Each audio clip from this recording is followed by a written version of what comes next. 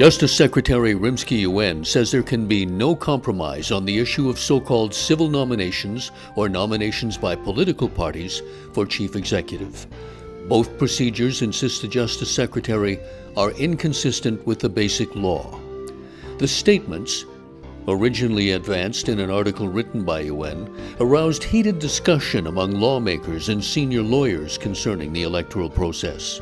In a subsequent interview with China Daily, Yuen expanded on his comments in the article, explaining that there are differences between a nominating committee and the existing election committee. The crux of the matter is we need to stick to Article 45 of the Basic Law, which says that the nominating power is vested in the nominating committee, and any suggestions or proposal which would undermine the substantive power of the nominating committee would run the risk of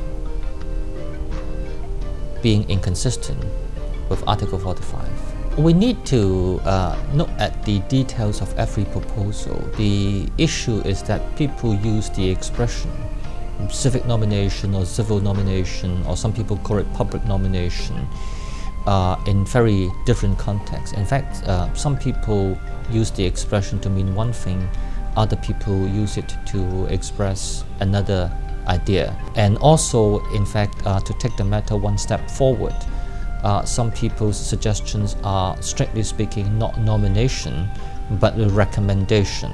The current election committee, you can see from Annex 1 that individual members of the election committee can agree to support a possible candidate. And then at the end of the day, it was the individual members who participate in the voting for the candidate to become the chief executive of Hong Kong. In Article 45, it is expressly stated that the nomination is to be done by the nominating committee, not the individual members of the committee. I think that is the clearest distinction that one needs to bear in mind. The Justice Secretary went on to say that while Hong Kong supports free speech and the expression of opposition views, he believes the planned Occupy Central protest poses a threat to public order. Yuen says he would ask those who are considering taking part in the so-called movement to think twice.